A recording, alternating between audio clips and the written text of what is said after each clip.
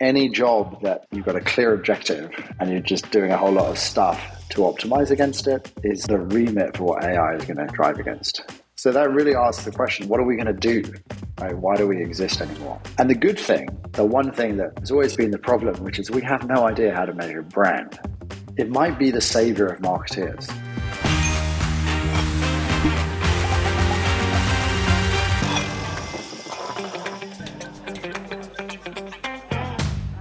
Where's the best place to holiday?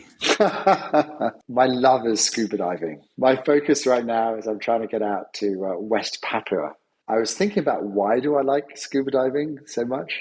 You go underwater, really no Wi-Fi. It's like, you can't take a phone call. Don't have to talk to anybody. It's like a isolation tank, but with excitement. Welcome, everybody, to SpeakEasy from Transmission. I am delighted to welcome Doug Bewsher. Doug has one of the most interesting backgrounds. Seems to spend half his time sunning and drinking wine. So stay tuned just to find out how he's achieved that. But in all seriousness, Doug is currently serving as operating partner at Arrowroot Capital. Doug focuses on growth stage B2B software investments and serves on multiple boards, including Iron Connect and Engage3.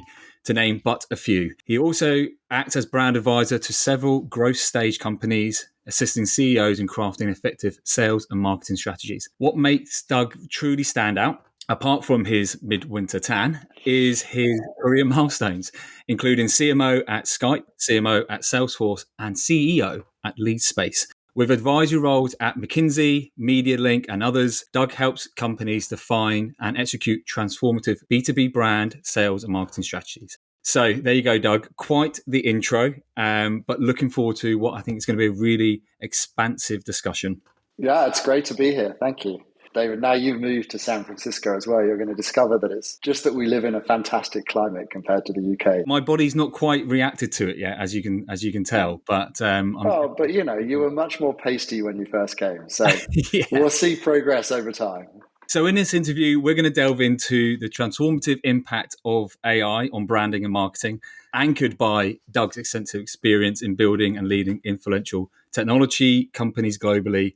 And talking just generally around growth, brand marketing for enterprise SaaS companies, and Doug's rich history in raising equity, debt financing, managing P&Ls, global teams. The list goes on and on and on. So I'm really looking forward to it. As we kind of look forward, we must go back. And I want to take an opportunity, Doug, to have a look into your past and perhaps raise a glass to your career to date. We are drinking these cocktails by a brand called Golden Rule. We're starting with a margarita. As I said to you, I'm shocked that this is 54% proof. Ooh. Oh, my God. Well, there you go. Cheers. Cheers. Oh, yeah. Blimey. Whoa. My son at college would be proud of me for drinking that. It's better than the stuff he drinks. Look, a cheers to your past. Am I right in saying that you started your career at Unilever? I did. I was a brand manager on Timotei shampoo, if you remember that. Bizarrely, I always had a dream of being on that brand. And I remember the day that they told me that I was going to be brand manager. I was super excited, and I took my Timotei into the shower and I smelled all the beautiful smells. It's funny because I came into marketing from having done physics. What I loved about college in the UK was how you got to study whatever it is you wanted to study for the joy of learning. Something that I think we don't get actually enough time to do these days. I see kids at college today, the day they start college, they're instantly thinking, okay, how do I get my internship, which half the time recruits so early, so that I can get a job. And it's all very much, here to here to here to here. And I had the privilege, I think, in many ways of just being able to do something for the pure joy of it, which many people would find surprising when it's physics. But absolutely, then I came into marketing because my grandfather had started a company, hardcore industry. It was a metal finishing company, made bits for Spitfires in the Second World War, came from Hungary just before the Nazis invaded, all that kind of stuff. And so I grew up around the dining room table talking about boardroom kinds of stuff. And I always found that fascinating. And when I went to Unilever, I had no idea what I wanted. I don't know if you knew what you wanted to do as a kid when you came out of university. I think we expect so much of the kids these days to know the answer to that. But what I did know is I wanted to be a CEO one day, strangely. I wanted to run a business. And back in, I'll show my age now, the very late 80s, when I took the job, the number one job that CEOs had done before they were a CEO was brand management, marketing. And so that was why I chose to do it. That's fascinating. What a great grounding, great opportunity to start at such conglomerate, in Unilever, but also at the time, such a high profile brand. Did it live up to expectations as a starting point? So yes and no. It was really well known. You could actually talk to people about what they felt, which I think is important for a marketer. You could do focus groups every time you went out. And I remember going to dinner parties in London. You'd sit next to somebody and they go, "What do you do?" And I say, "I sell shampoo." And they're like, "Oh."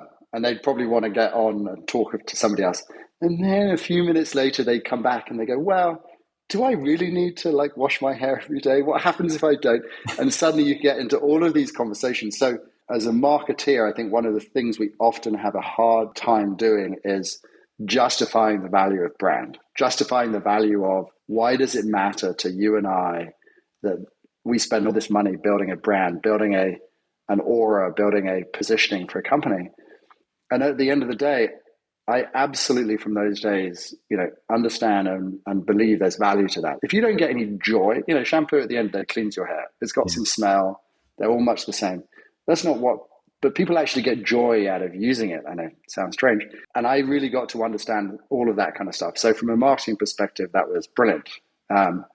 On the downside was, I was making TV ads and all this kind of stuff. And we used to say, okay, we're going to have a girl running across a field. And there was a discussion with the agency we were using. What color dress would she have wearing?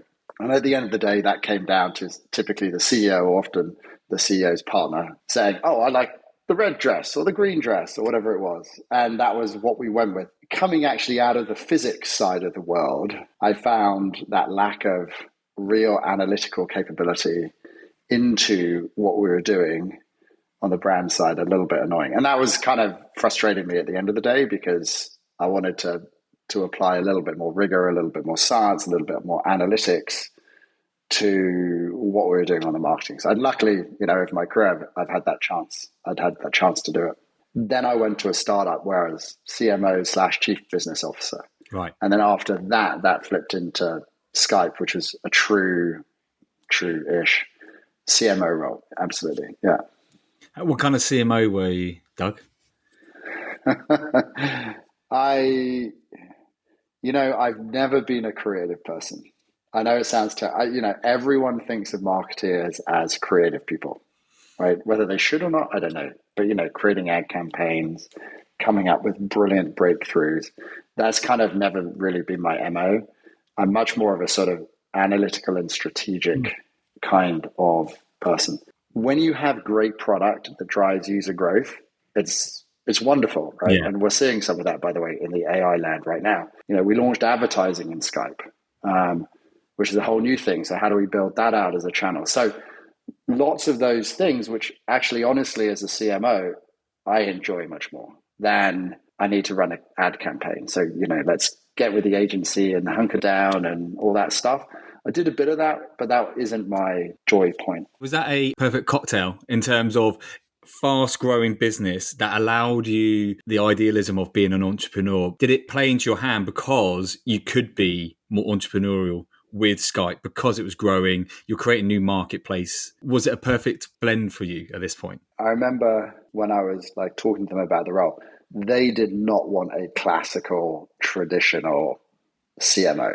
Honestly, I think the classic CMO label comes with a huge amount of baggage, especially in those days. They didn't want, somebody who'd been around for 30 years and knew how to run a big event and all this kind of stuff. That caused me a lot of problems, which we could talk about at Skype, because I didn't have any of those skill sets, and people sometimes expect you to have that and all the other stuff.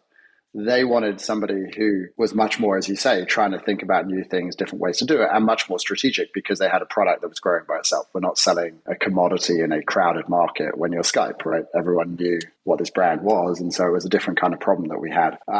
It's just fortuitous, right? I think so many things that happen to us in life is that kind of luck, right? Yeah, I guess so. But it's also what you put into things. It's risk and reward a lot of the time, and certainly never operated at a CMO, so can only assume this is about conviction and leadership, right? And I guess that's why I was asking what kind of CMO were you, because I don't think you have to be creative. I do think there's an image that people think immediately on the business side that you're going to come up with all the ideas, and I think a lot of best CMOs I come off have just got a real strong conviction on what is the right thing to do, and then leadership. The right thing to do comes from experience, and that's why I was kind of curious of what you'd done to kind of arrive at that point. And it's interesting because you've had that kind of brand side, how we go and create desire in a brand, to then it seemed to me then come more hands-on stuff, and then on the agency side, kind of seeing okay, how do we come up with the ideas? Moving on from Skype, what was the difference between being a CMO at Skype then going into Salesforce?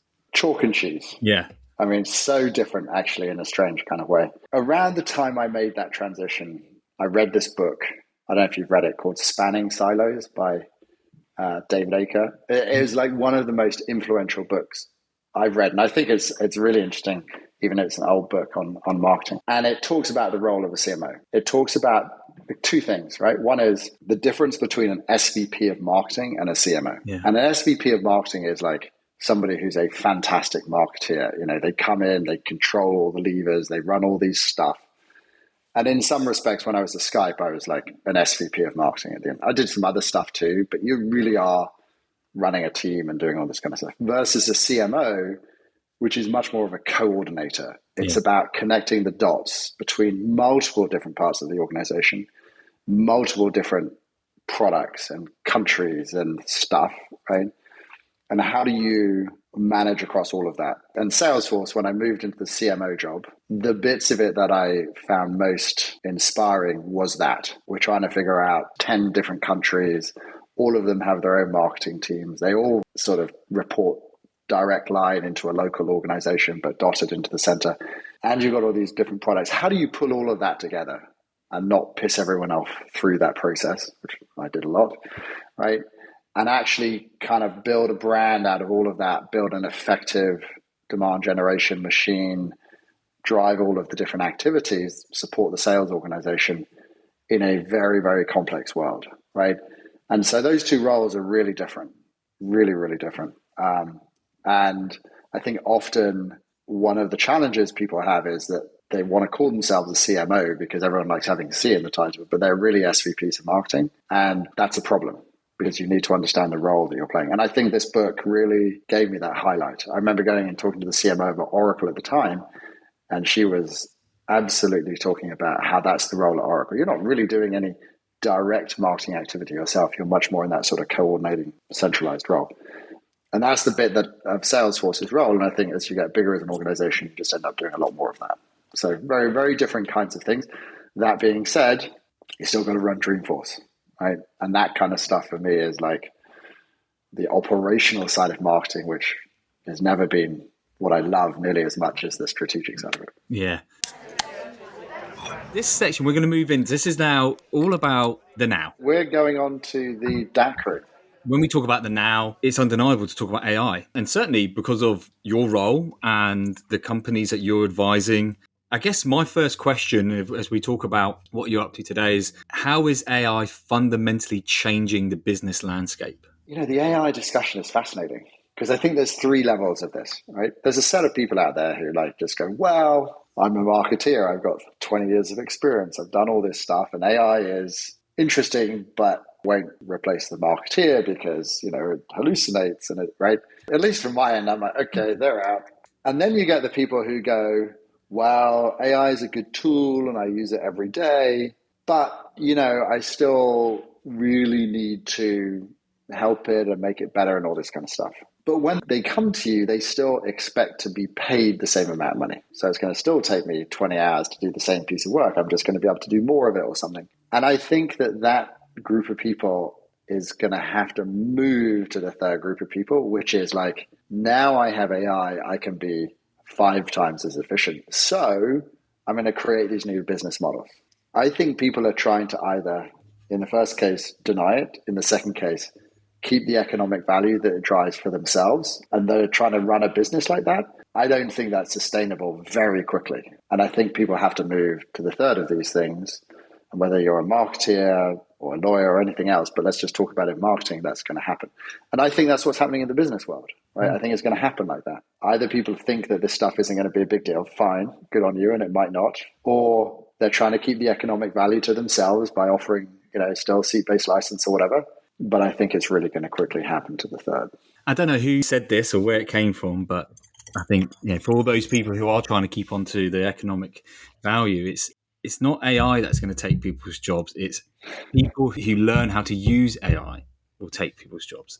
And I think that's the biggest thing with anyone who's looking at it and trying to hold on, and agencies included, right? Even more so in the creative industry, you have to adapt because that's what the marketplace is asking for. We know that. We talk about it to clients. How are we using AI? And it can be from small things that help you be more productive and efficient to maybe ads are going to be created. And I think that's debatable in terms of, do we want everything to be artificially created or do we still want humans? I saw someone post something the other day of like this short film completely created in AI, and you go, oh, that's impressive. But it's also a bit of a shame for all those actors and actresses and production teams and all these people who do create. You have to adapt to it. And I think in any business, you have to surely adapt to how AI can be a benefit to your customer base, your marketplace. We're going to use some really good old cliches here, right? Nothing changes as much in a year as you think it will, but things change much more in 10 years, right? And, this New Year's, we were sitting down and thinking, only 2 years ago, we, it was a Christmas party and we played Pass the Parcel, all things, right? And only 2 years ago, somebody had used AI to create a poem to go along with Pass the Parcel. And that was, oh my God, isn't that incredible? And now you tell people that, they go, why is that interesting? Which it clearly isn't, right, in the grand scheme of things, because now, Operator got launched today, right, by OpenAI, and now it's going to book your flights for you, right? And it's going to do half the things your assistant does for you. 2 years, right? And we get used to this change so fast. So, who knows how it's all going to play out. I do think that this is going to change much more quickly. I remember when I was at McKinsey in the dot-com boom, we would sit down and go, is there going to be online stores and physical world? Are they going to be one? Does everyone need an online presence? And it probably took a year or two to figure that question out. I think everyone's figured this question out in 3 months. Yeah. Right. And so now that speed of change is much faster. Not for the rest of the world, but you and I will be able to relate this. If you drive down the 101, obviously famously littered with billboards and out of home, every single billboard has something related to AI. Some good, some I don't really know what they're saying, but it's expected now, certainly in tech, that you've got an AI offering or something's enabled or powered by, or is it table stakes now? I'm not sure table stakes is quite the right word for this. And I do think it is the Silicon Valley lens that we look at the world through. I think if you want to go and raise money, if you want to be in this world and you're out there trying to say, hey, I want to raise $10 million to do X, doing that without some kind of AI story to it, whether it's real or fake, is a really hard thing to do. And obviously all the big companies are late, and we could talk about AI adoption and stuff, but that is a thing. And if you are running a store in Missouri that sells sandwiches, you can make a really good business. You don't need AI.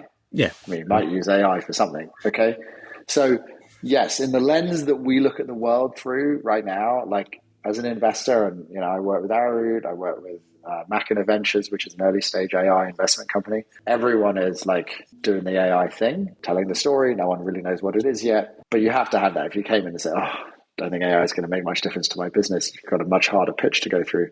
But that I don't think means that the world is going to move in that direction. I think there's just a certain set of businesses that are going to move there, which is exciting. And then they will slowly, what's the Mark Andreessen thing? Software eats the world. Well, clearly AI is going to eat the world much faster than software did, and it will probably eat software too. So, it's going to be an interesting evolution. With the companies that you're then advising, where do you get standout as a brand? So if you are an AI business, it's a very competitive marketplace. Where do you work with them to kind of get that standout, to make yourself sound different in a world that at the moment there's just so much information to consume on it? So let me be slightly controversial on this. I don't think you can.